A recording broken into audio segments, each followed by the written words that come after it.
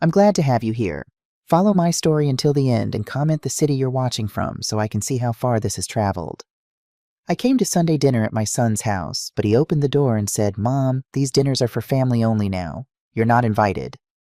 I stood there holding the apple pie I'd baked that morning, his favorite since he was 5 years old, and felt my world crack apart. What I didn't know yet was that over 5 years I'd given them $237,000, and they were about to learn that walking away from me was the biggest mistake of their lives. The November wind cut through my coat as I stood on Riley's doorstep, my hands trembling around the warm pie dish. Not from the cold, from something I couldn't quite name yet. Something that felt like the ground shifting beneath my feet. Through the frosted glass door, I could see movement, hear laughter, the clink of wine glasses and the warm murmur of conversation that meant Sunday dinner was already underway. Our Sunday dinner, the tradition I'd driven 45 minutes from my apartment in the city to keep every single week for the past 2 years. I'd baked Riley's favorite apple pie that morning. The recipe my mother taught me, the one with the lattice crust that took an extra hour but was worth it when you saw someone's face light up. I'd gotten up at 6 a.m. to make it because Riley once mentioned years ago that the smell of this pie reminded him of his father. Robert had been gone for 17 years now, heart attack at 47, leaving me with a 15-year-old son and a mountain of grief I thought would never end. But I'd survived. More than survived, I'd built a life. I'd raised Riley alone, working double shifts as a nurse at St. Mary's Hospital. I'd put him through business school. I'd walked him down the aisle when he married Madison 3 years ago. I'd helped them buy their first house, this beautiful colonial in the suburbs, with the wraparound porch and the chandelier in the dining room. The chandelier I could see glittering now through the window. I rang the doorbell. The laughter inside paused. Footsteps approached. The door opened, and my son stood there in a crisp button-down shirt I didn't recognize. Probably expensive. Everything Madison bought for him was expensive. "Mom," his face changed the instant he saw me. The smile vanished like someone had flipped a switch. "What are you doing here?" The question hit me like a slap. "It's Sunday." I managed, my voice smaller than I wanted it to be. "Our dinner. I brought pie." I held it up like an offering, like proof that I belonged here. Riley didn't move from the doorway. Behind him, I could see the dining room table set with the good china, the set I'd bought them for their first anniversary. Candles flickered. The table was full. I recognized Madison's parents, Michael and Catherine Parker, dressed like they were attending a country club event rather than a family dinner. People I'd never met sat in the other chairs. Madison's colleagues, maybe. Her law firm friends with their perfect hair and their knowing smiles. "Riley," I said. "Can I come in?" That's when Madison appeared. She moved like a shark through water, smooth and purposeful, her hand settling possessively on Riley's shoulder. She wore a burgundy dress that probably cost more than my monthly rent. Her blonde hair was styled in loose waves, and her makeup was flawless. She looked at me the way you'd look at a door-to-door salesman. "Ava," she said. "Not Mom. Never Mom. Riley didn't tell you." "Tell me what?" My heart was hammering now. Something was very wrong. I could feel it in the air, in the way Riley wouldn't meet my eyes and the brittle smile on Madison's face. "These dinners," Madison continued, her voice smooth and final as a judge's gavel. "We're keeping them intimate now, just immediate family. My parents are here, and we're trying to maintain appropriate boundaries." Boundaries. The word felt like ice water down my spine. "I'm Riley's mother," I said. My hands were shaking so badly now that the pie dish rattled slightly. "I am his family." "Of course you are." Madison's smile didn't reach her eyes. "But we've been meaning to talk to you about this, about giving us space, about not inserting yourself into every aspect of our lives." Inserting myself. Sunday dinners had been my idea, yes. 2 years ago, when Riley and Madison first moved into this house, the house I'd helped them buy with a $40,000 down payment, I'd suggested we start a tradition. Family dinners, like the ones Robert and I used to have when Riley was young. Riley had loved the idea, or so I thought. "Daniel," Madison said, her voice sharper now. "Tell her. My son, my baby boy, who I'd rocked through nightmares, who I'd taught to ride a bike, who I'd sacrificed everything for, finally looked at me. His eyes were guilty, ashamed, but not ashamed enough to do the right thing. "Mom," he whispered, "these dinners, they're for family only now. Madison's parents are here, and we're trying to keep it intimate. You understand, right? Family only. I stared at him. At this stranger wearing my son's face. At the man I'd raised alone, the man I'd given up vacations and new clothes and sometimes proper meals to support. The man I'd worked myself to exhaustion for taking every extra shift, every holiday, every overtime hour I could get. Riley, I said quietly, I'm your mother. I am your family. Margaret, we've been meaning to talk to you. Madison's voice cut through the November air like a knife. About boundaries. You're not invited tonight. It would be better if you left. The world tilted. I looked at my son's face one more time, waiting for him to defend me. Waiting for him to tell his wife she was wrong, that his mother was always welcome. That family meant something more than blood and legal documents. He said nothing. I'm sorry, Mom, Riley finally whispered. But yes, please go. I don't remember walking back to my car. I don't remember setting the pie on the passenger seat or starting the engine. I only remember sitting in my dark apartment 3 hours later, still holding my purse, still wearing my coat, staring at that damned apple pie on my kitchen counter. The pie with the lattice crust that took an extra hour. The pie that smelled like Robert. The pie that was supposed to remind my son that he was loved. I sat there until dawn, watching the sky turn from black to gray to the pale pink of morning. And somewhere in those dark hours, something inside me changed. The hurt began to crystallize into something harder, something clearer, something that felt a lot like rage. I didn't sleep, couldn't sleep. Every time I closed my eyes, I saw Riley's face, heard Madison's voice. Family only. At 6 a.m., I made coffee with shaking hands. The apartment felt too quiet, too empty. For 32 years, it had just been Riley and me. Now it was just me. I sat at my kitchen table and opened my laptop. The screen's blue light made my eyes ache, but I needed to see, needed to know. I'd been helping them financially for 5 years. It started small, a few hundred here and there when they were saving for their down payment. Then it became regular. Monthly mortgage help, car payments, the kitchen renovation Madison insisted they needed. Riley's startup venture that failed within 6 months. I'd never said no. They were my only family. I wanted to be useful, to be needed. But sitting there in the dawn light with the taste of humiliation still bitter in my mouth, I pulled up my bank statements and started adding. The numbers made me physically sick. Mortgage payments, $1.05 a month. I scrolled back through the records. 62 months. My hands froze on the keyboard. $93,000 just for the mortgage. And that was only the beginning. I opened a spreadsheet, the same software I used to use at the hospital for patient records, and started listing everything. Every wire transfer, every check, every emergency that required my retirement savings. The car Madison had insisted they needed. $45,000. The kitchen renovation with the marble countertops and the professional-grade appliances. $12,000. Riley's startup. The one Madison convinced him to try, the tech company that was going to change everything. $15,000 gone in 6 months. The furniture, the emergency loans. Madison's birthday gifts, jewelry, spa days, that weekend trip to Napa Valley. The vacation to Turks and Caicos I'd funded last summer because they needed to decompress. By noon, I had the complete picture. $237,000. I stared at the number until it blurred. $237,000. Nearly $250,000. My retirement savings cut in half. My emergency fund depleted. The small inheritance from my mother, the woman who'd raised me in a 2-bedroom apartment and taught me to make apple pie from scratch, gone entirely.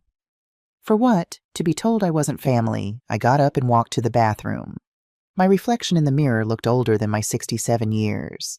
Gray hair I kept meaning to dye. Lines around my eyes from 30 years of night shifts. Hands permanently dry from constant hand washing and sanitizer.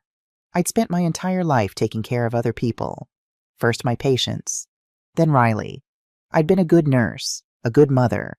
I'd been accommodating, understanding, never making waves. And this was what it got me. My phone rang. Riley's name lit up the screen. I stared at it. Let it ring and ring and ring. Let him wonder. Let him worry. Let him feel a fraction of the anxiety I'd felt standing on his doorstep like an unwanted stranger. The voicemail notification popped up. I didn't listen to it. My phone rang again an hour later. Again I didn't answer. By evening I'd made my decision. I logged into my bank's website, found the automatic payments section, the mortgage payment I sent to Riley's account every month like clockwork. $1.500 scheduled to go out in 3 days. I clicked cancel. The car payment. Cancel. Every single recurring transfer to Riley's account. Cancel, cancel, cancel. With each click, I felt lighter. Like I was shedding weight I'd been carrying so long I'd forgotten it wasn't mine. But that wasn't enough. That was just stopping the bleeding. I needed documentation. Proof. I spent the next 6 hours creating a detailed record.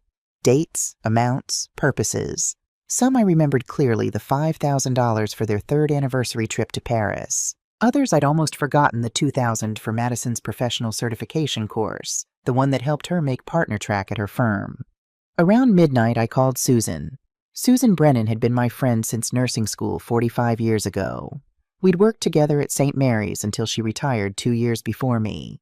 She'd gone through her own difficult situation with her daughter, caught her stealing from Susan's bank account to fund a gambling habit. She answered on the second ring, her voice alert despite the hour. "Ava, what's wrong?" I told her everything. The dinner, the rejection, the money. Susan listened without interrupting. When I finished, her silence spoke volumes. $237,000, she finally said. "Ava, that's elder financial abuse." The words hit me like a bucket of ice water. "It's not abuse," I said automatically. "I gave it willingly." "Did you, or did they manipulate you into it?" Susan's voice was firm, the same tone she used to use with difficult patients. Those comments Madison made about Riley being stressed about supporting everyone, that's guilt-tripping. Classic manipulation. I opened my mouth to argue, then closed it. Because she was right. I'd given the money willingly. But had I given it freely, or had I been carefully, systematically manipulated into becoming their personal ATM? "You need to talk to a lawyer," Susan said. "I don't want to sue my son." But even as the words left my mouth, I wondered why not. What loyalty did I owe someone who'd thrown me away like garbage? "Then talk to a financial advisor at least," Susan said. "See what your options are, and Ava, stop giving them money immediately." "I already have." Hearing myself say it out loud made it real, made it permanent. We talked for another hour. Susan gave me names. Her lawyer, Patricia Chen. Her financial advisor, Thomas Brennan. Even a therapist who specialized in family estrangement. I wrote everything down, my hand cramping but steady. When we finally hung up, I felt something I hadn't felt in years. Since before Robert died, maybe. A sense of purpose. Riley called again Monday morning. And Tuesday morning. I didn't answer.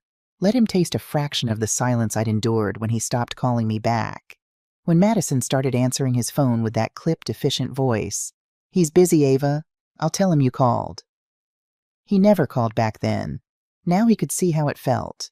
I had appointments to make, plans to execute, and for the first time since Robert died, I was going to put myself first. My son had taught me an important lesson on that doorstep. Family isn't about blood. It's about respect, love, and loyalty. And if he could withdraw those things from me, then I could certainly withdraw my financial support from him. Fair was fair. Monday morning, I sat in Patricia Chen's office on the 32nd floor of a downtown high-rise. The view overlooked the city, my city where I'd worked and lived and raised my son. From up here, it looked clean and organized. Not messy and painful like it felt from ground level. Patricia was probably in her mid-50s with sharp eyes that missed nothing and a tailored suit that spoke of success. Susan had warned me, she's expensive but she's worth it, and she doesn't suffer fools. $237,000 over 5 years, Patricia said, reviewing my spreadsheet. Her manicured nail traced down the columns. "And you have documentation for all of this." I slid the folder across her glass desk. Bank statements, canceled checks, wire transfer confirmations. I kept everything. Robert had taught me that. Keep records. Always keep records. He'd been an accountant before the heart attack took him. Organized to a fault. I used to tease him about his filing system. Now I was grateful for the habit he'd instilled in me. Patricia spent 20 minutes reviewing my documents in silence. The only sound was the whisper of pages turning and the distant hum of traffic below. Finally, she looked up. "Ava, I need to ask you something important. Did you sign anything? Any loan agreements? Any documents stating these were gifts?" "Nothing. It was just helping family." "That works in your favor." Patricia leaned back in her leather chair. "Here's the situation. Legally, without written agreement stating these were gifts, there's an argument that these were loans. Implied loans. You could potentially sue for repayment. My stomach tightened. I don't know if I want to go that far. I understand, but you should know your options. Patricia pulled out a legal pad. There's also the question of undue influence. You mentioned your daughter-in-law's comments, the guilt tripping, the social isolation cutting off your weekly dinners. These are red flags for financial exploitation. Financial exploitation. Elder abuse. The terms made me feel small, stupid, like I should have seen this coming. What would you recommend? First, I'm going to draft a formal demand letter. It will outline the money you've provided and request a repayment plan. It's official, it's documented, and it puts them on notice that you're not backing down. Patricia's expression softened slightly. Sometimes that's enough to wake people up. Sometimes they realize what they're about to lose, and they change course. I thought about Riley's face on that doorstep, the way he'd let Madison speak for him, the way he'd stood there and nodded when she told me to leave.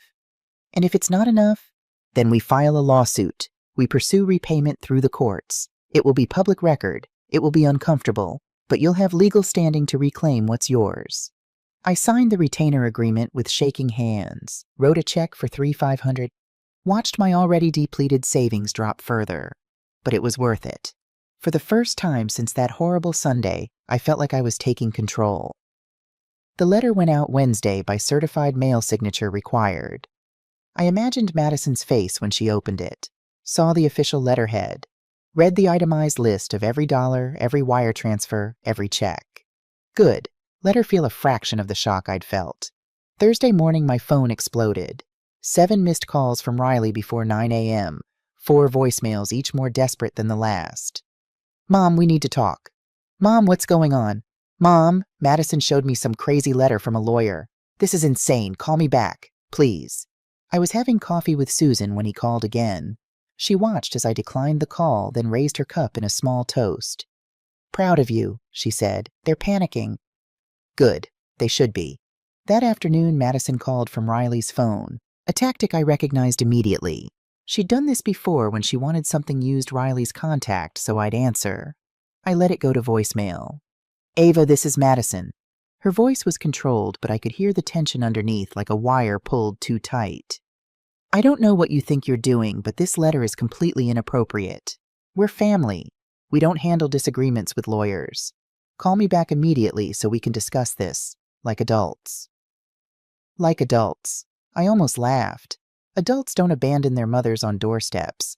Adults don't take $250,000 and then act like the victim when asked to pay it back. Friday, I met with Thomas Brennan, the financial advisor Susan recommended. His office was smaller than Patricia's, cozier, with photos of his own family on the desk. 3 kids, all grown. A wife with kind eyes. A reminder of what healthy family relationships looked like. You've been supporting them for 5 years, Thomas said, reviewing my financial history on his computer screen. The good news is you still have enough to live on. The bad news is your retirement is severely compromised. Can I recover? Financially, if they repay even half of what you're owed, you'll be in decent shape. You'll need to be careful, but you won't be destitute. He gave me a kind smile. Emotionally, that's above my pay grade. Thomas created a new financial plan for me, one that assumed no further support to Riley and Madison, one that ideally included some repayment.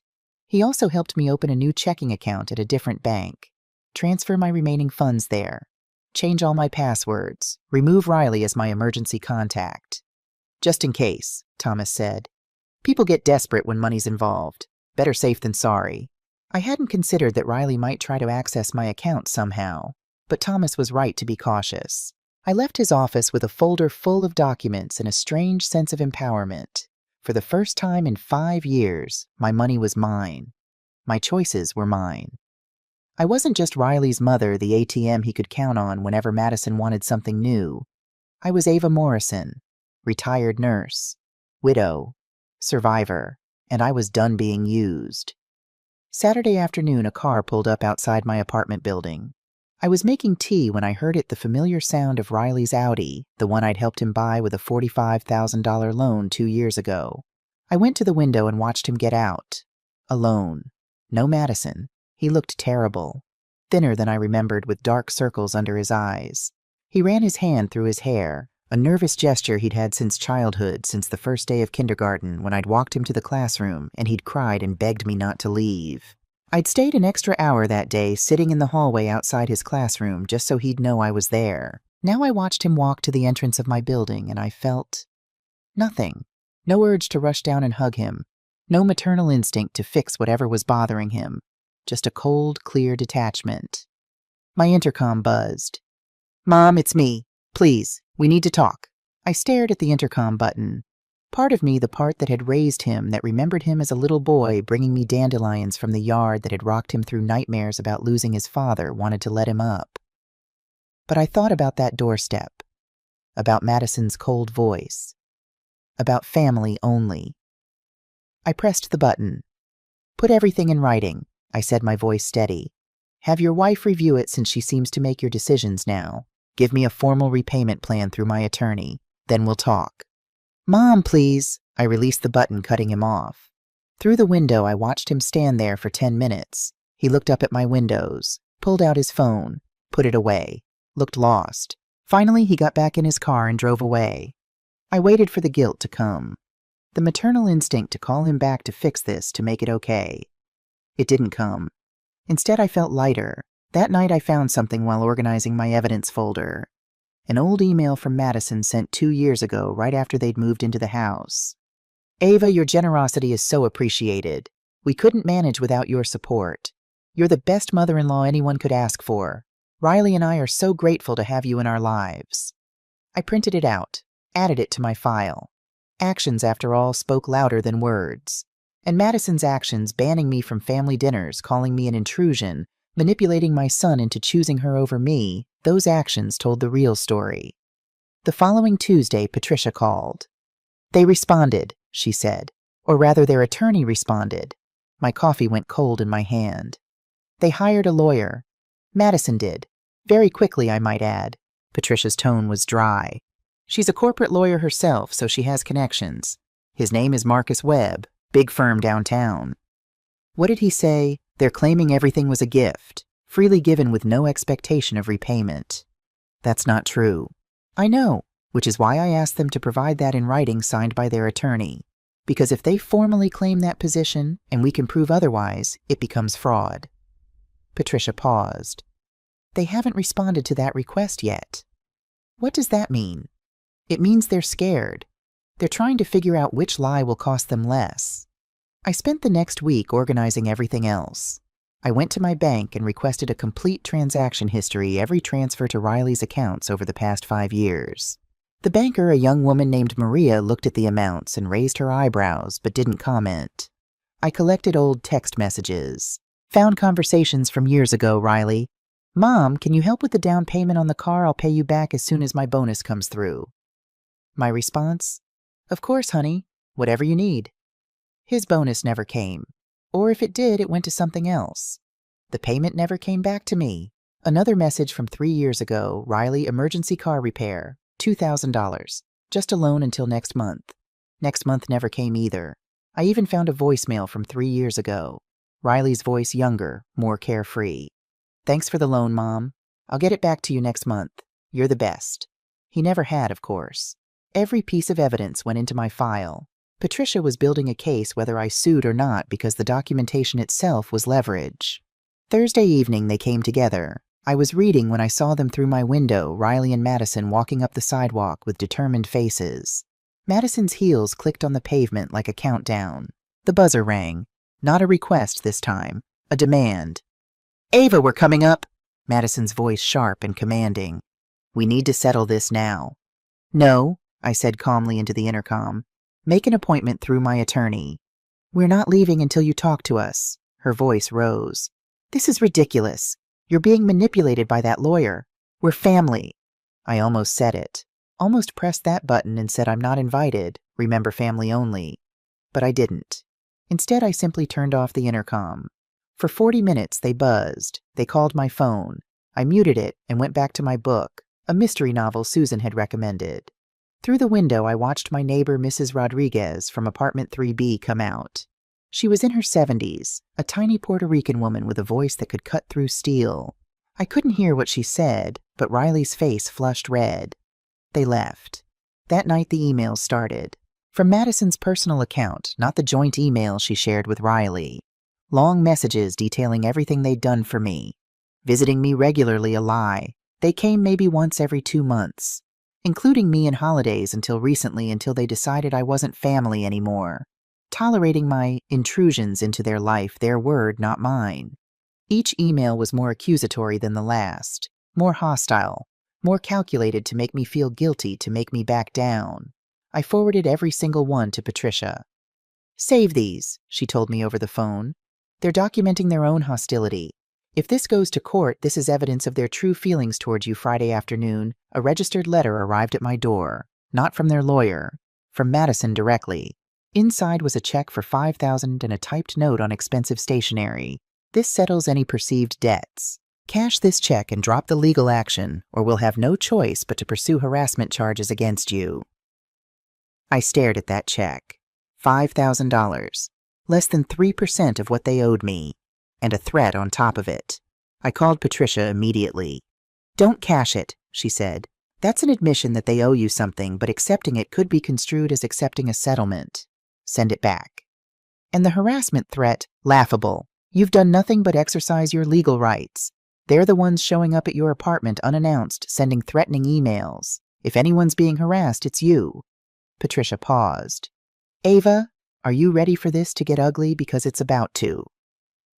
I thought about Riley, about the little boy who used to climb into my bed during thunderstorms, about the teenager who cried in my arms when his father died, about the young man who'd promised me over and over that he'd always take care of me when I got old. And then I thought about the stranger who'd stood in his doorway and told me I wasn't family. "Yes," I said. "I'm ready." Sunday, exactly 2 weeks after being turned away from their dinner, I went to Mass at St. Catherine's. I'd been attending more frequently since this started finding comfort in the ritual and routine. Father Miguel, who'd known me for 15 years, noticed my distress during communion. "You seem troubled, Ava," he said afterward in the quiet of the vestibule. I told him a simplified version. He listened, his weathered face growing grave. "Honoring your father and mother isn't optional, my child," he said. "It's a commandment. What your son has done," he shook his head. "Prayer helps, but so does standing up for yourself. God doesn't ask us to be doormats." After church, I stopped by Susan's house. She made tea, the good kind with real leaves, not bags, and we sat in her garden where early spring flowers were beginning to bloom despite the November chill. "You look exhausted," she observed. "I am," I admitted. "This is harder than I thought. Part of me keeps wondering if I'm overreacting." "Are you?"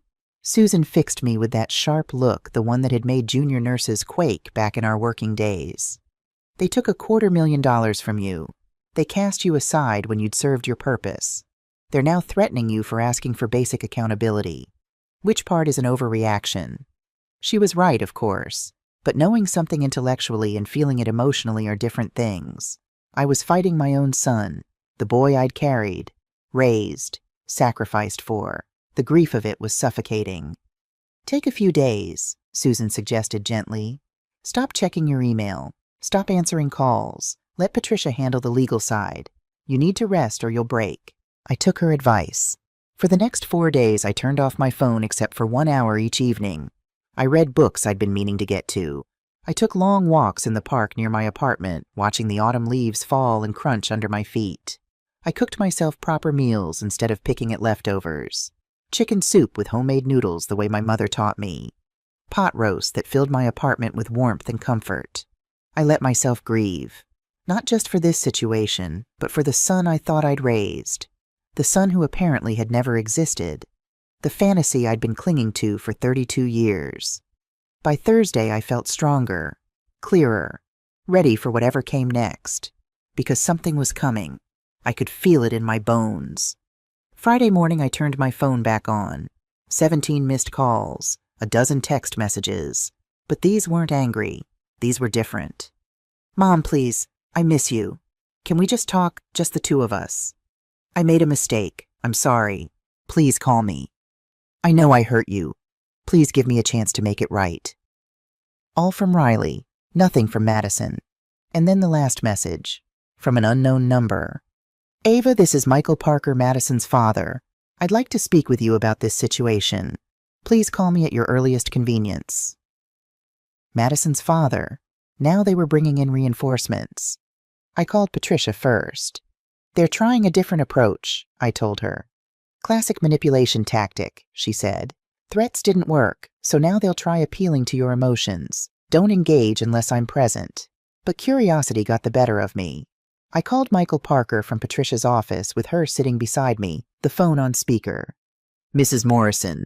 He said, his voice smooth and warm, practiced.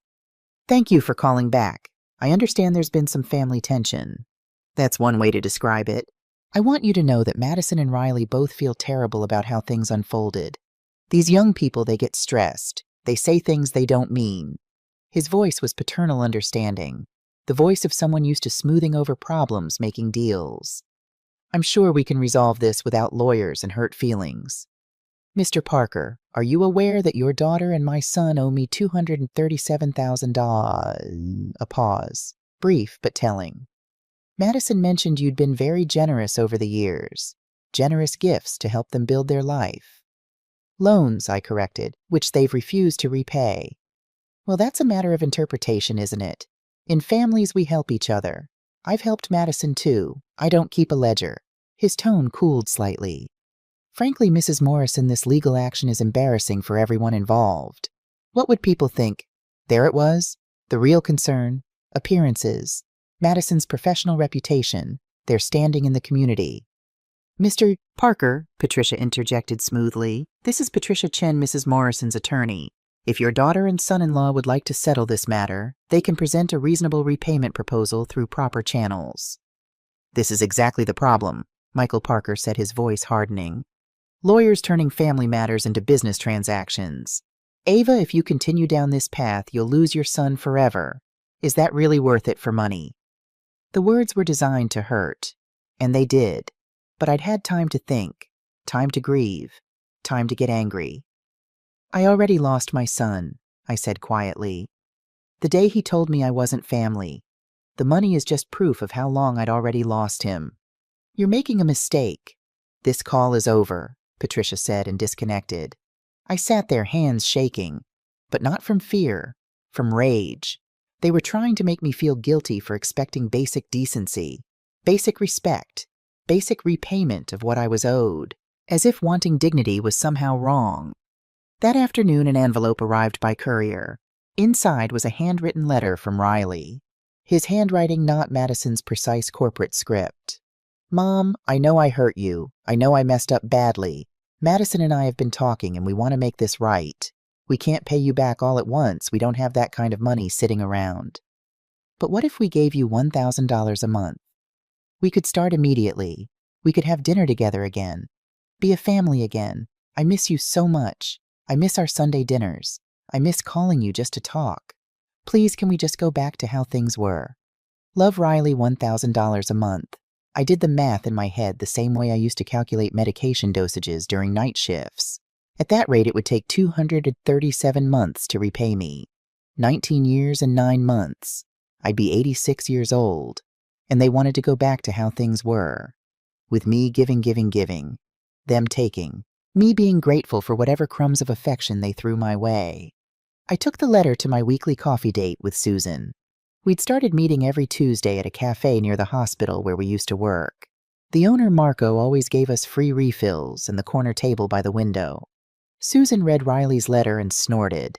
Actually snorted into her cappuccino. 19 years, she said, handing it back. They're betting you'll die first. Susan, I'm serious, Ava. Look at the math. They're offering you nothing and hoping you'll be grateful for crumbs. She leaned forward, her voice intense. What are you going to do? I don't know yet. But I did know. Deep down I knew. I wasn't going to accept crumbs. Tuesday morning, Patricia called with an update. Webb sent over their formal response, she said. You're going to want to sit down for this. I was already sitting, but I gripped the arm of my chair anyway. They're offering $25,000 paid over 5 years. $5,000 a year. The number was so absurd I actually laughed. A bitter, hollow sound. That's barely 10%. I know. And there's more. They want you to sign a release stating that you'll never pursue additional funds, never speak publicly about this matter, and that you acknowledge all previous transfers were gifts made freely without expectation of repayment. They want me to lie. Essentially, yes. They want you to sign away your rights and your truth in exchange for 10 cents on the dollar. I closed my eyes, saw Riley's face at 5 years old, gap-toothed and trusting, saw him at 15, broken and grieving after losing his father, saw him at 22, graduating business school, promising me that all my sacrifices would pay off. What do you recommend we reject it completely, and we let them know we're prepared to file a lawsuit? How long will that take? To file a week, maybe 2, to actually go to trial? Patricia paused. Could be 6 months. Could be a year. Depends on their strategy. A year. A year of this pain, this conflict, this daily reminder that my son had chosen money and his wife over his own mother. But what was my alternative? Accept their insulting offer and spend the rest of my life knowing I'd let them win. File it, I said. That afternoon I did something I hadn't done in months. I called my sister. Jennifer lived in Arizona with her husband Tom. We talked maybe 3 or 4 times a year, Christmas, birthdays, the occasional catch-up. We'd never been particularly close, even as kids. She was 5 years younger, and by the time she was old enough to be interesting, I was already in nursing school. But she was family. Real family, not the conditional kind Riley was offering. Ava, she sounded surprised. Is everything okay? Not really, no. I told her everything. Jennifer listened in silence, occasionally making small sounds of disbelief. 237,000, she finally said. Jesus, Ava, I knew you were helping him, but I didn't know it was that much. I didn't either. Not until I added it all up. And Madison actually told you to leave on your doorstep. Family only, she said. Jennifer was quiet for a long moment. Then, I never liked her. I know I never said anything, but I didn't. There was always something calculating about her. The way she looked at everything like she was assessing its value. Why didn't you say something? Would you have listened? Probably not. Back then, I'd been so happy that Riley had found someone, so relieved that he wouldn't be alone. I'd ignored the red flags, the way Madison always brought conversation back to money, the way she made little comments about my quaint apartment, the way she'd suggested I might want to update my wardrobe for their engagement party. I'm proud of you, Jennifer said, for standing up to them. Mom would be proud too. Our mother. The woman who'd raised us alone after our father left. The woman who'd worked 3 jobs to keep us fed and clothed. The woman who'd taught me to make apple pie and to never let anyone make me feel small. She died 10 years ago, leaving me that small inheritance that I'd then given to Riley. She would have been furious. Thanks, Jen. You need anything, money for the lawyer, a place to stay if things get weird. I'm okay, but thank you. After we hung up, I sat in my quiet apartment and cried. Not from sadness this time, from relief. From the realization that I wasn't completely alone, that there were people who saw my worth, who valued me for more than my bank account. Wednesday, I started attending the support group Father Miguel had mentioned. It met in the church basement every week, a circle of 8 people dealing with difficult family situations. The facilitator was a woman named Dr. Sarah Kim, a therapist who donated her time. She was in her 40s, warm and non-judgmental with kind eyes behind wire-rimmed glasses. We have a new member today, she said, gesturing to me. Would you like to introduce yourself? I'm Ava, I said. I'm 67. My son and his wife owe me $237,000 and recently told me I'm not part of their family anymore. The words sounded surreal out loud, but no one in the circle looked shocked. They just nodded with understanding. Tom, a man about my age with calloused hands and sad eyes, spoke first. My son stole my identity, took out credit cards in my name, ruined my credit. I found out when debt collectors started calling. Maria, an elegant woman in her early 70s with silver hair. My daughter convinced me to put her name on my house. Then she sold it without telling me and put me in a nursing home. Kept all the money. Robert, late 60s, former teacher. My kids put me in a home and sold my house to pay for it.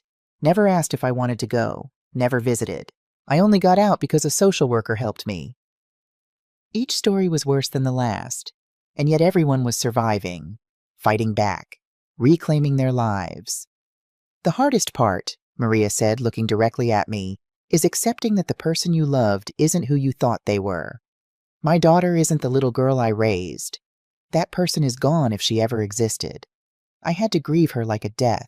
Her words hit me like a physical blow. Because she was right. I'd been grieving Riley. Not the adult he'd become, but the child he'd been. The son I'd imagined he was. What helped you move forward? I asked, accepting that I deserved better, that my worth wasn't tied to her love or approval. Maria smiled sadly, and finding people who actually cared about me, not what I could give them. After the meeting, 3 members exchanged numbers with me. Tom invited me to a Friday game night his group held at the senior center.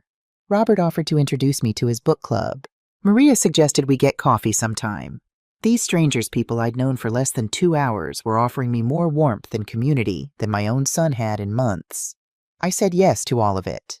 That week, I started saying yes to life again. Yes to Tom's game night, where I discovered I was surprisingly good at Scrabble. Yes to Robert's book club, where we discussed mysteries and thrillers over wine and cheese. Yes to volunteering at the hospital's retired nurses program, helping mentor young nurses the way I'd once been mentored. Yes to pottery classes at the community center that Susan had been nagging me to try for months. My first bowl was lopsided and ugly, and I loved it. My calendar filled up. My apartment, which had felt like a prison of loneliness, became a place I actually wanted to return to. A place of peace, not shame. Riley called twice more that week, leaving increasingly desperate voicemails. "Mom, please. We need to talk about this like adults. I don't understand why you're being so stubborn. We're trying to make things right. Madison's father is very upset. He thinks you're trying to ruin our reputation." I forwarded the messages to Patricia and kept living my life. "They're losing control of the narrative," Patricia observed during our weekly check-in. "They're panicking because you're not responding the way they expected." What did they expect? For you to cave, to accept their pittance and be grateful, to prioritize being a good mother over being respected. Patricia leaned forward. "You're doing something they never anticipated. You're choosing yourself." It felt strange choosing myself. I'd spent 32 years putting Riley first. Every decision filtered through the question, is this good for Riley? Will this help Riley? What does Riley need? Now I was asking, what do I need? What's good for me? What do I deserve? The answers were revolutionary. 3 weeks after the rejected offer, something strange happened. I received an email. Not from Riley or Madison or their lawyer. From an address I didn't recognize, sarum47@gmail.com. The subject line read, "You should know the truth about Madison." My first instinct was to delete it. It was probably spam, or worse, some kind of trick. But curiosity won. "Dear Mrs. Morrison, you don't know me, but I know Madison. We were roommates in college freshman through senior year. I saw your case mentioned in a legal blog. Apparently it's getting attention in family law circles. I don't know if this will help, but I think you should understand who Madison really is, or maybe who she became. Madison's father left when she was 8. Just packed a bag one day and never came back. Her mother remarried within a year, a man named David, who made it clear he didn't want a stepdaughter around. Madison was sent to boarding school at 12. Not a nice one. A cheap one, barely a step up from foster care. She spent holidays there. Summer breaks. Christmas. I don't think her mother visited more than twice a year. In college, Madison worked 3 jobs. She put herself through school with no help from anyone. She was brilliant driven, terrified of ever being dependent on anyone. I'm not excusing what she's done to you, but I thought you should know Madison sees generosity as debt. It terrifies her. Anyone who helps her becomes someone who has power over her, and she can't handle that.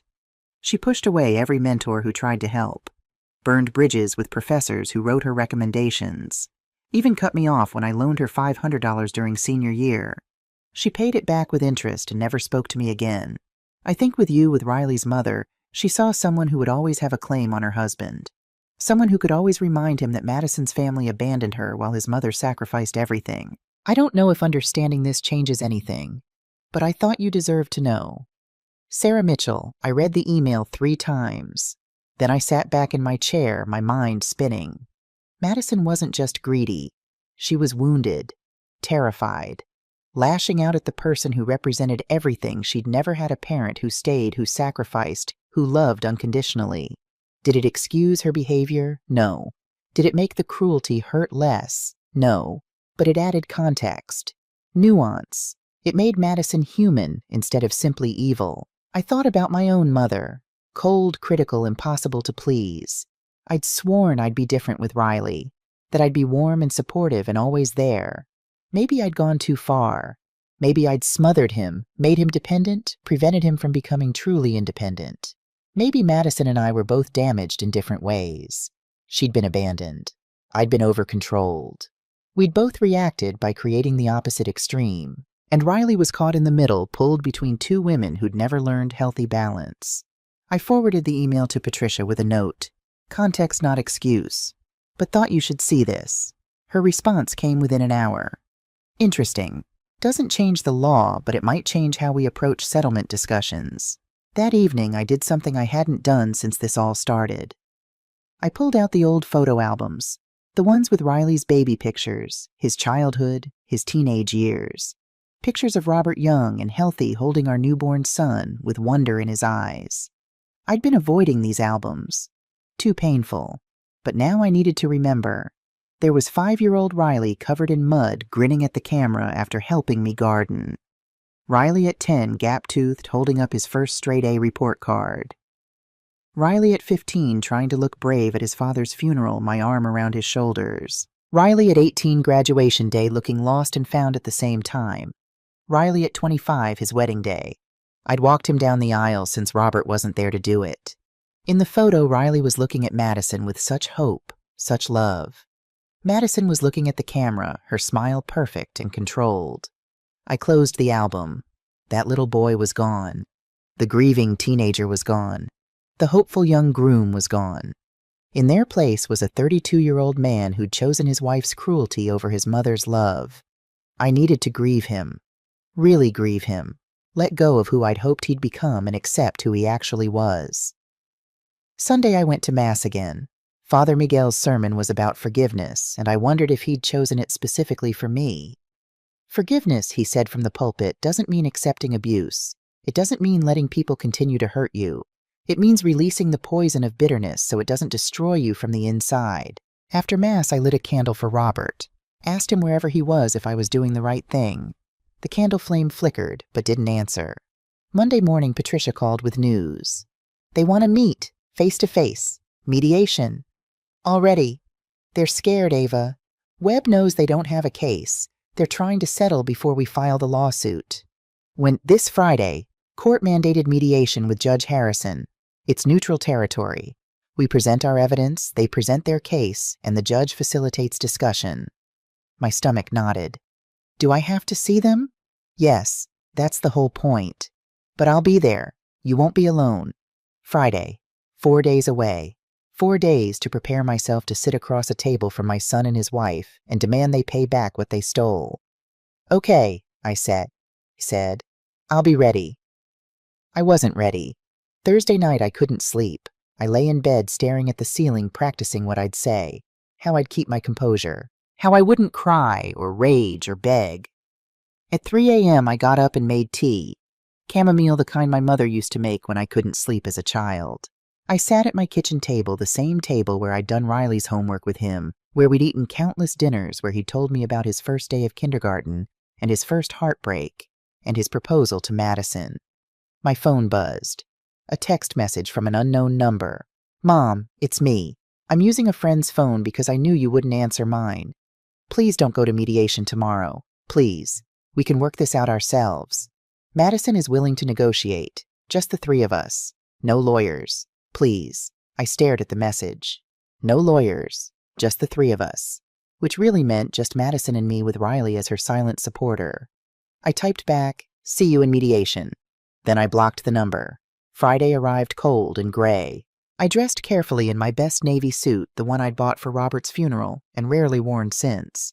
I put on the pearl necklace Robert had given me for our 20th anniversary. Simple gold earrings. Minimal makeup. I looked at myself in the mirror. Saw a 67-year-old woman who'd worked her entire life, who'd raised a son alone, who'd sacrificed everything. A woman who deserved better than this. Patricia picked me up at 8:30. The courthouse was downtown, an imposing building of granite and glass. Remember, Patricia said as we walked in, stay calm. Don't let them see you emotional. You're here for business, not reconciliation. The mediation room was sterile and windowless. A long table, uncomfortable chairs, fluorescent lighting that made everyone look slightly ill. Judge Harrison was already there, a woman in her 60s with steel gray hair and sharp eyes. She nodded at me kindly. "Mrs. Morrison, thank you for coming." Riley and Madison arrived 10 minutes later with Marcus Webb, their lawyer. Webb was exactly what I expected, mid-40s expensive suit shark eyes that assessed and calculated. But it was Riley I couldn't stop looking at. He looked terrible. Thinner than when I'd seen him through my window. Dark circles under his eyes. His suit hung loose on his frame like he'd lost weight recently. He wouldn't meet my eyes. Madison, on the other hand, looked perfect. Hairstyled makeup, flawless designer suit that probably cost more than a month of my old nursing salary. She sat down with the confidence of someone who'd won before they started. "Let's begin," Judge Harrison said. "This is mediation, not a trial. We're here to see if we can reach an agreement both parties can live with. Mr. Webb, would you like to start?" Webb opened his briefcase and pulled out a folder. "Your Honor, this is a simple case of family gift-giving being recharacterized as debt after a personal disagreement. Mrs. Morrison generously helped her son and daughter-in-law over the years. Now, following a minor family dispute, she's attempting to claim these were loans." "Generously loaned?" Patricia interrupted smoothly. "We have documentation of multiple instances where the funds were characterized as loans by the defendants themselves." "Allegedly," Webb countered. Patricia slid a folder across the table. Text messages, voicemails, email correspondence, all referring to loans, paying back, and temporary help. "Would you like me to read them aloud?" I watched Madison's face carefully. Her professional mask stayed in place, but her jaw tightened. Just slightly. Webb opened the folder, scanned the contents. His expression didn't change, but he took a longer pause before responding. "These are taken out of context. Would you like me to play the voicemail where your client explicitly says, and I quote, 'Thanks for the loan, Mom. I'll get it back to you next month.'" Patricia had her phone ready. "I have it queued up." Riley's face went pale. Madison's hand gripped his arm, her knuckles white. Judge Harrison looked at Webb. "Counselor, do you have evidence these were gifts? The nature of the family relationship?" "I'm asking for documentation, not supposition." Webb had nothing. We all knew it. "Let's discuss settlement," Judge Harrison said. "Mr. Webb, what are your clients prepared to offer?" $25,000 paid over 5 years. I didn't laugh this time. I'd prepared for this. "That's insulting," I said, my voice steady and cold. "They owe me $237,000. I have proof. They have no defense. And they're offering me table scraps." "Mrs. Morrison," Webb began, "you need to be realistic." "Realistic." I leaned forward. "Let me tell you what's realistic. You have no case. You have clients who are documented liars. And every day this drags on more evidence surfaces." I pulled out my own folder. Just last week, I had 6 people reach out with stories about Madison isolating Riley from family and friends. I have a paper trail showing systematic manipulation. So yes, let's be realistic. Your clients are going to lose, and they're going to lose badly. Madison's mask finally cracked. "You're doing this to destroy us," she said, her voice shaking. "I'm doing this to get back what you stole." "We didn't steal anything." Madison's voice rose. "You gave that money because you wanted to feel important. Because without it, you're just a lonely old woman with nothing to offer." The room went silent. Even Webb looked uncomfortable. "Madison," Riley whispered. But she was beyond listening. She stood up, hands braced on the table, and I saw something in her eyes I hadn't expected. Pain. Deep bone-deep pain. "You want to talk about manipulation?" Madison's voice cracked. "What about you showing up uninvited? Calling constantly? Inserting yourself into every decision we made? You didn't give us that money to help. You used it to buy control. To buy relevance in our lives."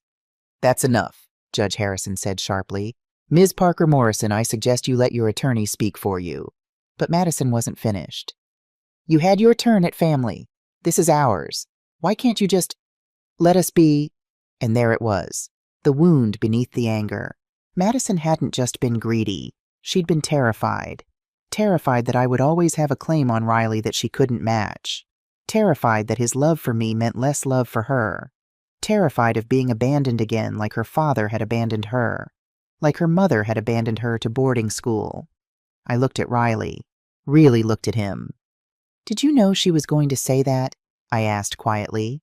Did you know she thinks helping you was me buying control? Mom, answer the question. Riley looked at Madison, at Webb, at the table, anywhere but at me. She's upset, he finally said. That's not an answer. Do you believe what she just said, that I gave you money to manipulate you? The silence stretched. Riley's hands were shaking. His eyes were wet. I think, he swallowed hard. I think we both failed each other, Mom. I stared at him. That wasn't the answer I'd expected. You made me too dependent, Riley continued, his voice barely above a whisper. You solved every problem, fixed everything. I never learned to stand on my own. And then Madison came along and she was so independent, so strong, and I thought maybe she could teach me what you couldn't. He wiped his eyes. But she made me too independent. Cut off from everyone who loved me, and I don't know who I am anymore without someone telling me. It was the most honest thing he'd said to me in years, and it broke my heart, because he was right. We had both failed each other. I'd loved him too much in the wrong way. Madison had loved him too little in a different wrong way. And Riley was caught in the middle, broken by both of us. Then we have nothing more to discuss, I said, standing up. Patricia, let's go. Mrs. Morrison, the mediation isn't over, Judge Harrison started. Yes, it is. I looked at Madison, then at Riley. See you in court. Patricia and I walked out. Behind us, I heard Webb's furious whisper, Madison's sharp retort, Riley's weak protest. In the elevator, Patricia squeezed my shoulder. That was perfect. She just gave us everything we needed. What do you mean? The mediator witnessed her true character. If this goes to trial, that outburst will follow her. And Riley's admission we both failed each other, that shows he acknowledges wrongdoing. Patricia smiled grimly. They just lost any sympathy they might have had. Outside the courthouse, spring sunshine felt like a blessing despite the cold. I breathed deeply, feeling lighter than I had in months. What happens now? I asked. Now we prepare for trial, and we make sure everyone knows exactly who they're dealing with. That night I couldn't stop thinking about Riley's words. We both failed each other. He was right. I had made him dependent. I thought I was protecting him after Robert died, but I'd actually crippled him, prevented him from learning to solve his own problems, make his own mistakes, stand on his own feet. I'd done to him what my mother had done to me, loved him in a way that controlled rather than freed. And Madison, damaged by her own abandonment, had gone too far the other direction. Cut him off from everyone, isolated him, made him choose between his past and his future. 2 damaged women, 1 broken man caught between them. I sat at my kitchen table with a cup of tea and a piece of paper, started writing. Things I did wrong, made every decision for him, never let him fail, used money to stay central to his life, didn't teach independence, things I did right, loved him unconditionally, sacrificed for his education, showed up always, tried my best with what I knew. The truth was complicated. I wasn't a perfect mother, but I also wasn't a villain, and neither was Madison really, just a scared woman trying to protect herself the only way she knew how. But that didn't make what they'd done okay. Understanding wasn't the same as excusing. They'd still taken my money, still cast me aside, still treated me like I was disposable, and they still needed to face consequences. Sunday I went to the support group again, told them about the mediation, about Madison's outburst, about Riley's admission. That must have been hard to hear, Dr. Kim said gently. It was, but it was also true. I did make him dependent. I thought I was being a good mother, but I was actually preventing him from growing up. Maria reached over and squeezed my hand. We all make mistakes as parents. The question is, does that mean you deserve to be financially exploited? No. Does it mean you deserve to be cast aside? No. Then keep fighting. Not for revenge, for justice, and for yourself. Tom spoke up. My son blamed me too. Said I'd been too trusting, too naive, that I'd made it easy for him to steal my identity. And you know what, maybe I had been too trusting. But that didn't give him the right to destroy my credit. Exactly, Robert added. My kids said I was too difficult, too set in my ways, that the nursing home was for my own good. Maybe I was difficult, but that didn't give them the right to sell my house without asking. Everyone had the same story. Imperfect parents who'd made mistakes, yes, but who didn't deserve to be abused, exploited, or abandoned because of those mistakes. After the meeting, Maria invited me to lunch. We went to a small Italian restaurant near the church.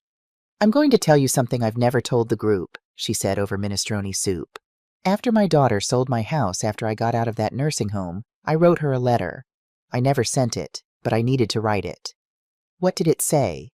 That I forgave her, that I understood she was damaged in her own ways, that I took responsibility for my part in our broken relationship." Maria's eyes were wet. "But that I couldn't have her in my life anymore. That forgiveness didn't mean reconciliation." Did it help writing it? Yes, because I realized something. I could forgive her and still protect myself. I could understand her pain and still demand justice. They're not mutually exclusive. I thought about that all afternoon. Could I forgive Riley and Madison and still take them to court? Could I acknowledge my own failures and still demand repayment? Could I understand Madison's wounds and still refuse to be her victim? The answer I realized was yes. Yes to all of it. Complexity wasn't weakness, it was wisdom. That night I wrote my own letter. To Riley. To the son I'd raised and loved and failed in my own ways. "Riley, I understand now that we both made mistakes. I made you too dependent. I smothered you when I should have let you struggle. I used money to stay central to your life because I was terrified of losing you, like I lost your father. I'm sorry for that. Truly sorry. But my mistakes don't excuse yours. They don't excuse taking $237,000 and never paying it back. They don't excuse letting your wife cast me aside like trash. They don't excuse choosing comfort over courage. I love you. I always will. You're my son, and nothing changes that. But I can't be in your life anymore. Not like this. Not as someone you use and discard. Not as someone you take from, but never give to. Maybe someday when you've learned to stand on your own, when you've found your own voice, instead of echoing whoever is strongest in the room, we can try again. But until then, I have to choose myself. I forgive you. But I'm still taking you to court. Mom." I folded the letter and put it in an envelope, addressed it, stamped it. Then I put it in a drawer. I wasn't ready to send it yet. Maybe I never would be. But writing it had helped.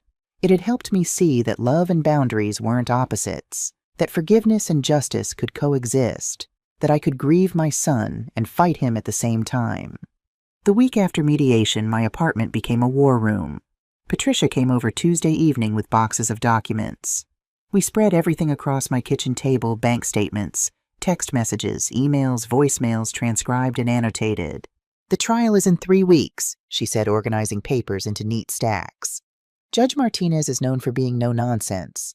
She doesn't tolerate games, and she has a reputation for protecting elder rights. Is that good for us? Very good. But we still need to be prepared for anything Webb might throw at us." Susan arrived with coffee and sandwiches. She'd become my unofficial assistant, helping me organize evidence, keeping me fed, making sure I didn't spiral into anxiety. "What's the strategy?" Susan asked, pouring coffee into mismatched mugs. Patricia pulled out a legal pad. "We establish a clear pattern. Ava provides money. Riley promises to pay it back. Riley never pays it back. Repeat for 5 years. Then we show the manipulation, Madison's comments, the social isolation, the sudden rejection." "What about Riley's admission?" I asked. "At mediation, he said we both failed each other." "That's complicated." Patricia tapped her pen against the pad. "It shows some self-awareness, which could make him more sympathetic to a jury, but it also admits wrongdoing. We can use it both ways." "Will there be a jury?" "Yes, 6 people. We need them to see you as a sympathetic figure, a hard-working mother who was exploited, not a bitter old woman seeking revenge." The words stung, but I understood. Perception mattered in court.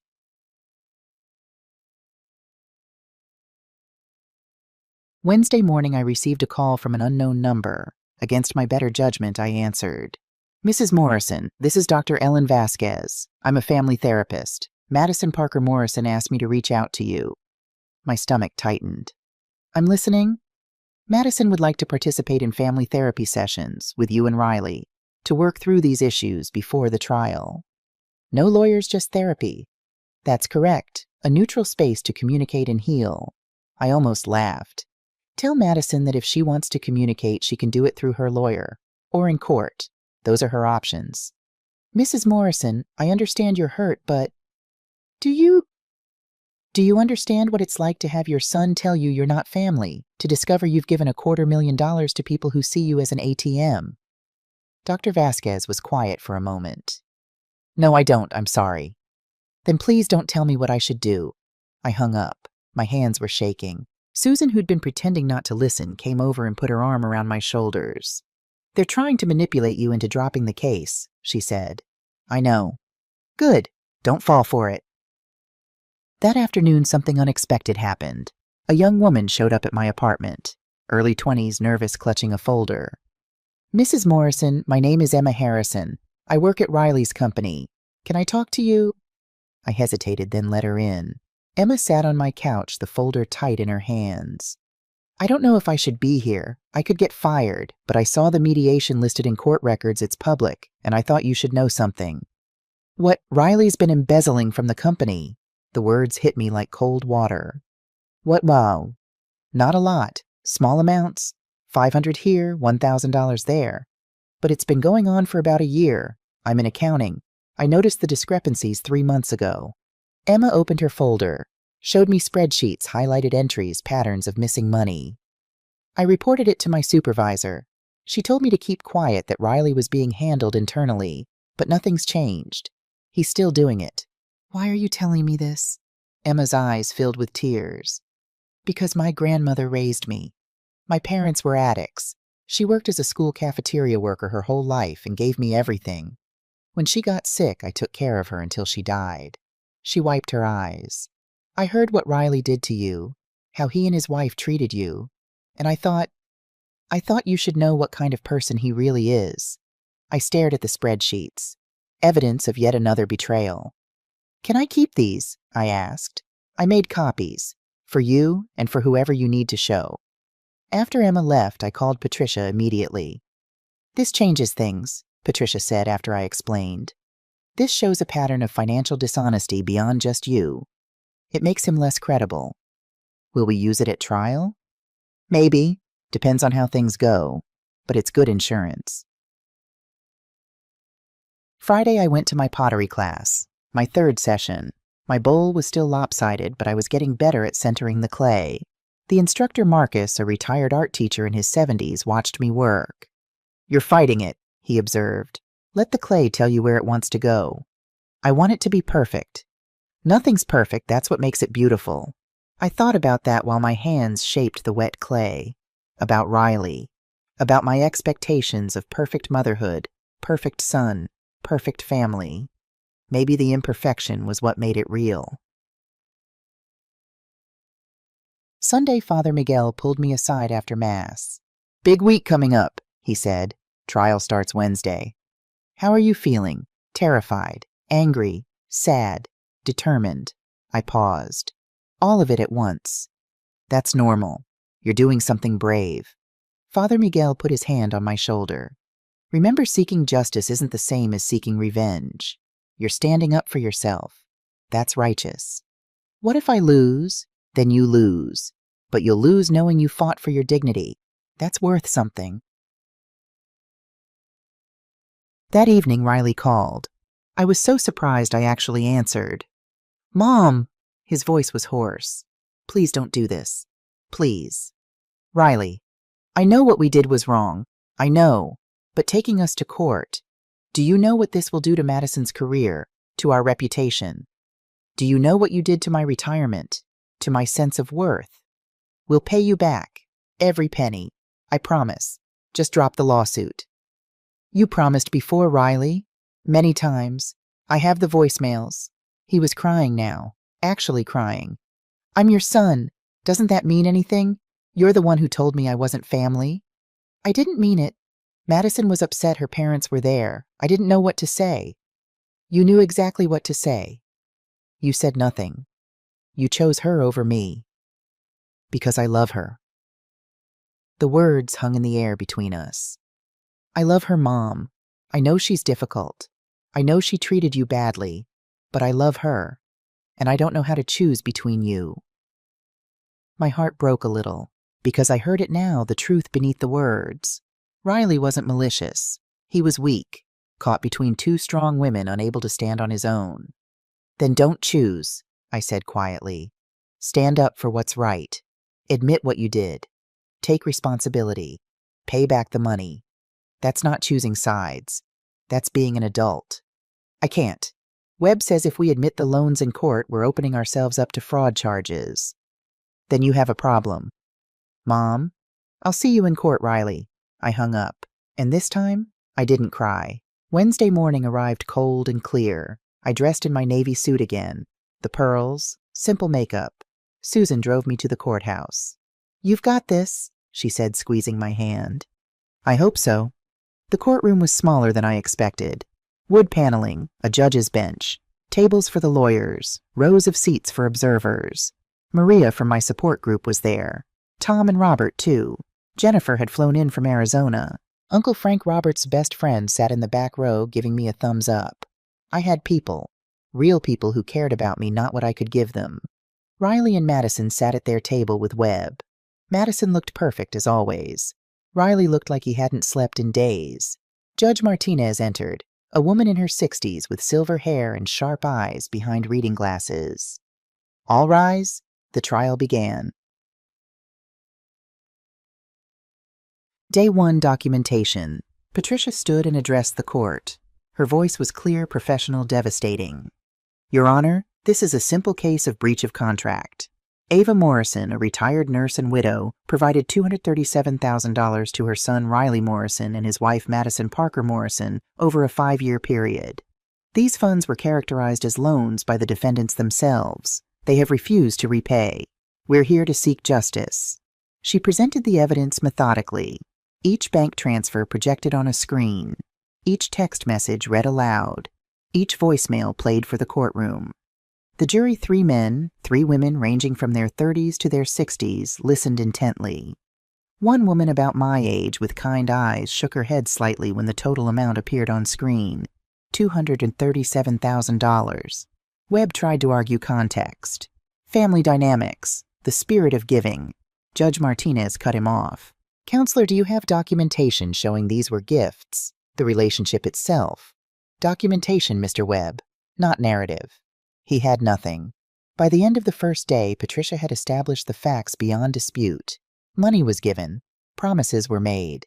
Money was not returned. Day 2, witnesses. Patricia called Uncle Frank first. How long have you known the Morrison family? Patricia asked. 30 years. I was Robert's best friend. When he died, I promised to look out for Ava and Riley. Did you notice any changes in Riley's behavior after he married Madison? Objection. Webb stood. Relevance. Goes to pattern of behavior, Your Honor, Patricia countered. I'll allow it. Answer the question, Mr. Franklin. Uncle Frank adjusted his glasses. Riley stopped coming around. He used to visit me once a month. We'd have dinner talk about his dad. After Madison, those visits stopped. When I called, Madison usually answered, said Riley was busy. Did you ever discuss Mrs. Morrison's financial support with Riley? Once, about 2 years ago, I asked if he was paying Ava back. He looked uncomfortable and said Madison was handling their finances. I pushed and he got defensive, said his mother liked helping them. Next, Susan took the stand. She described our friendship, our years working together, and what I'd told her after being turned away from Sunday dinner. She was devastated, Susan said. Not just hurt, destroyed. She kept saying, I'm not family, over and over. When did you first become concerned about financial exploitation? When she told me the amount. $237,000. That's not helping family. That's being used. Tom from the support group testified about patterns of elder financial abuse. His credentials as a former accountant gave weight to his words. Guilt tripping, social isolation, increasing financial demands. These are classic signs, he said. The victim often doesn't realize what's happening until they step back and see the pattern. The jury was paying attention, taking notes. The kind-eyed woman looked at me with sympathy.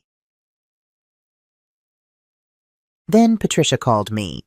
I walked to the stand on shaking legs, placed my hand on the Bible, swore to tell the truth. Mrs. Morrison, why did you give your son this money? Patricia asked gently. Because he asked, because he was my son, because I wanted to help him build a good life. Did you expect repayment? Yes, he promised, multiple times. Did you ever refuse his requests for money? No, my voice cracked slightly. I couldn't. He was my only child. After my husband died, it was just the two of us. I would have done anything for him. When did you realize something was wrong? I told them about the Sunday dinner, about standing on the doorstep with the apple pie, about Madison's cold voice, family only, about Riley's silence. Several jurors looked at Riley. He was staring at his hands. How did that make you feel? Like I'd lost my son, like 32 years of love meant nothing. Webb cross-examined aggressively. Isn't it true you used money to control your son's life? No. You paid for everything. Housing, cars, education. Doesn't that create dependence? I created opportunity. He created dependence by never standing on his own. You're bitter he married someone you didn't approve of. I'm devastated he became someone who could throw away his mother like garbage. Webb tried to shake me, asking the same questions different ways, but I'd faced worse. Years of demanding doctors, hostile families, impossible situations. A corporate lawyer was nothing. Mrs. Morrison, Webb said, changing tactics, isn't it true you sometimes made decisions for Riley without consulting him, chose his activities as a child, managed his schedule? I paused, remembered what Riley had said at mediation. You made me too dependent. Yes, I said quietly.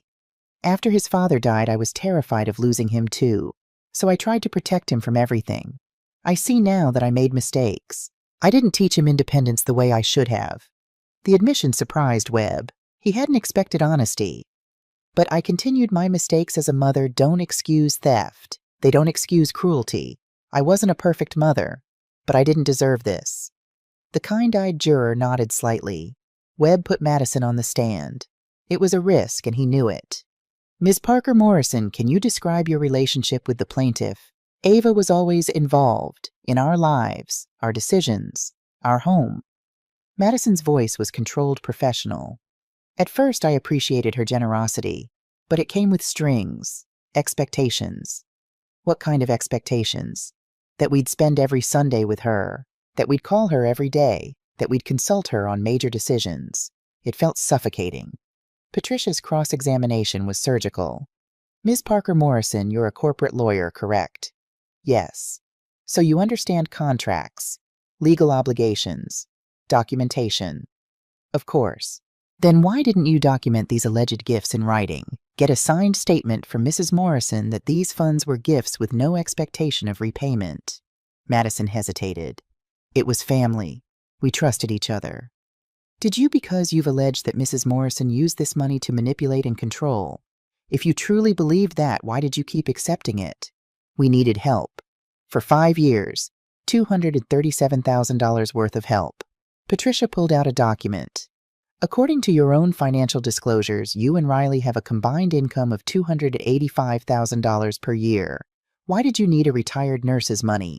We had expenses, a $4,800 vacation to Turks and Caicos, a $12,000 hot tub installation, $8,000 in designer furniture.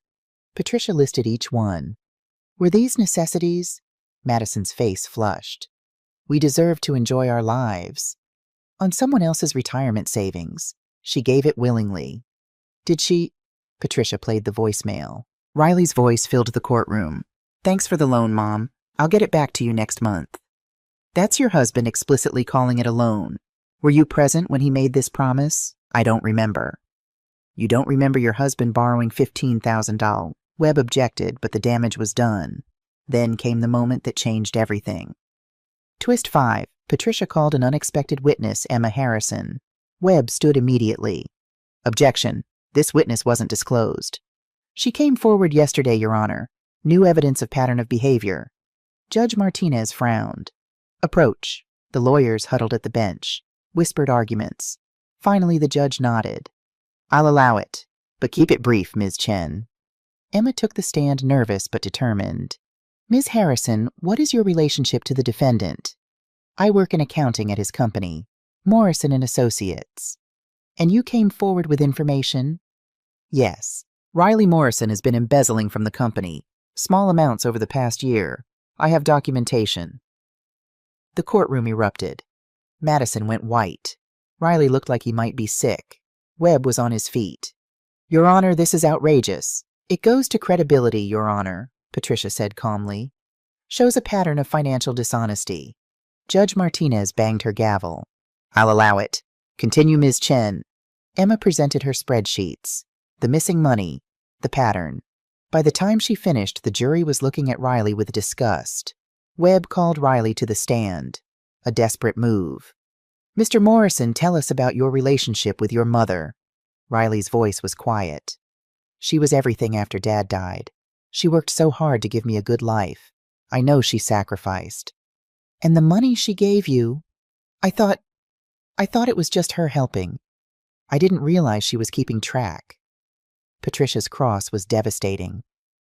Mr. Morrison, did you promise to pay your mother back? Sometimes, in the moment. Yes or no? Yes. Did you pay her back? No. Why not? Riley looked at Madison, at Webb, back at me.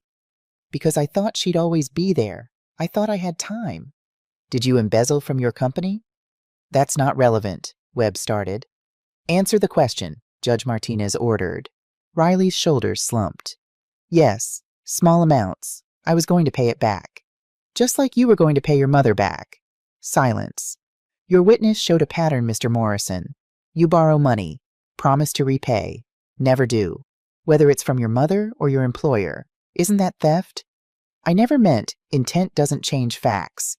You took $237,000 from your mother. You took money from your company. You're a thief. Objection, Webb shouted. Sustained. Jury will disregard that characterization. But the damage was done. The jury had heard it, believed it. The jury deliberated for 90 minutes. When they returned, my heart was pounding so hard I thought everyone could hear it. The forewoman, the kind-eyed woman, stood. In the matter of Morrison versus Morrison, we find in favor of the plaintiff, Ava Morrison. Relief flooded through me. The defendants are ordered to repay $237,000 plus interest, totaling $256,420. Additionally, we award the plaintiff $50,000 in emotional distress damages and $35,000 in legal fees. $341,420. I watched Riley's face crumble. Madison sat rigid in shock, but Judge Martinez wasn't finished. I'm also ordering immediate wage garnishment.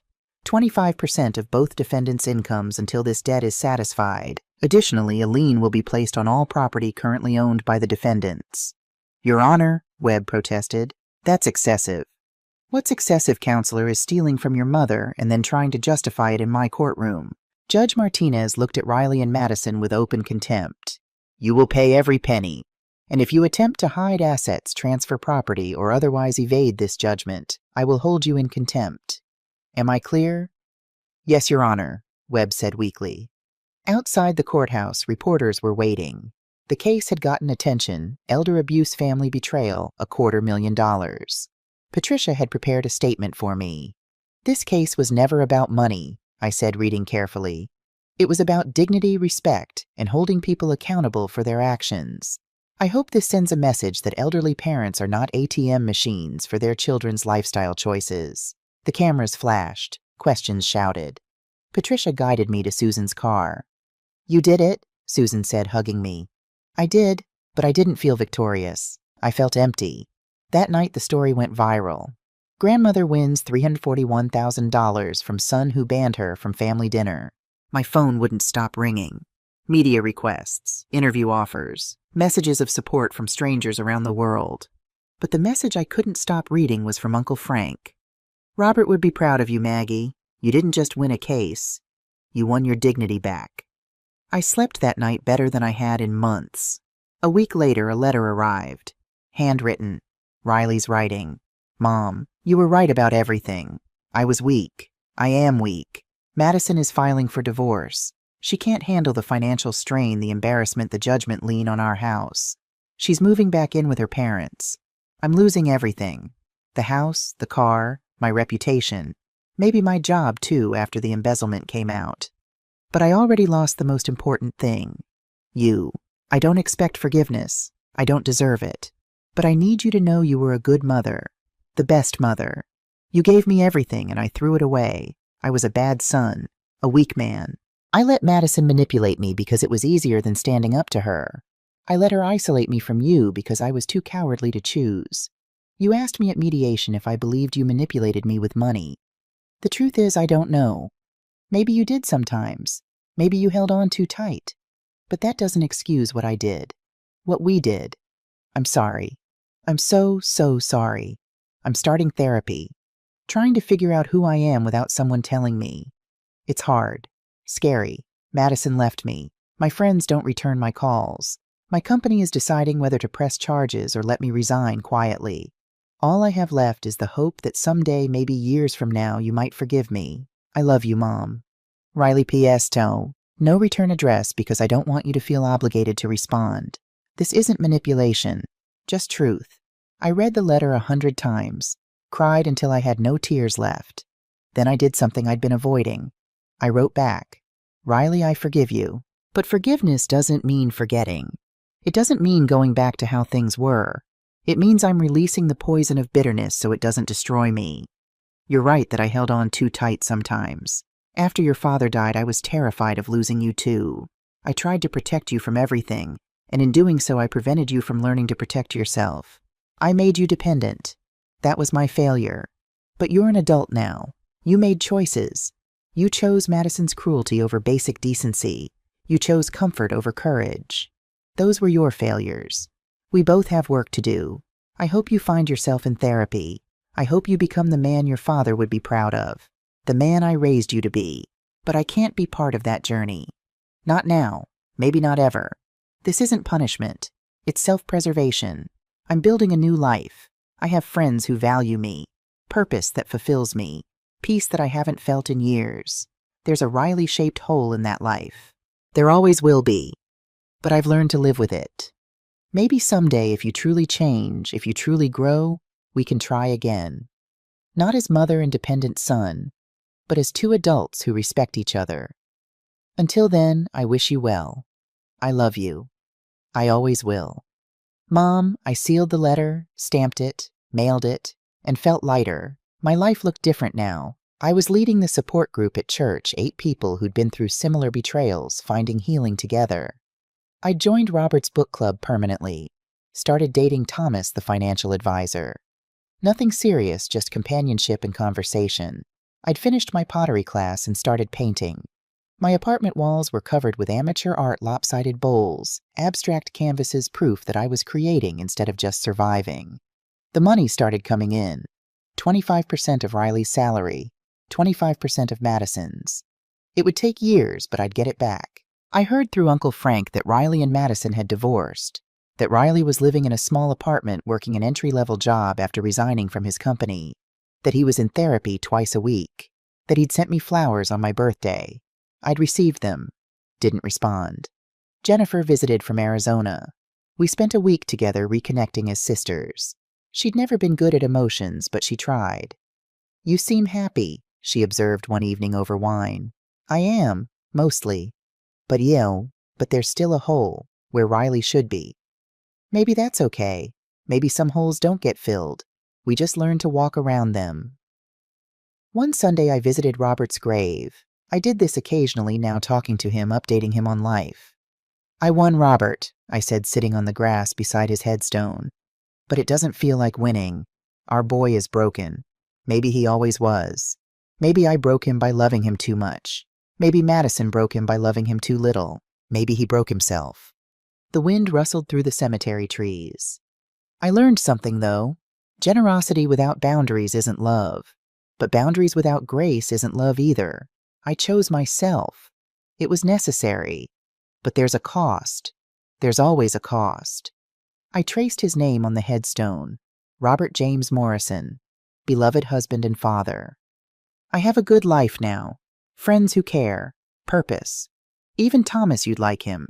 He's kind, patient. Nothing like you, but that's okay. I stood up, brushing grass from my pants. But there's a Riley-shaped hole that nothing fills, and I've made peace with that. Some things don't heal, they just scar over, and scars are proof we survived. Walking back to my car, I passed a young mother with her son, maybe 7 years old, gap-toothed and energetic. Mom, I love you, he said, throwing his arms around her waist. I love you too, sweetie, she replied, ruffling his hair. I smiled. Small, sad, knowing. Love isn't enough, I thought, but it's still worth everything. I got in my car, drove home to my apartment, to my friends, to my pottery and painting and book club, to Thomas who was making dinner, to my new life. It wasn't the life I'd planned, it wasn't the life I'd wanted, but it was mine, chosen, protected, dignified, and that was enough.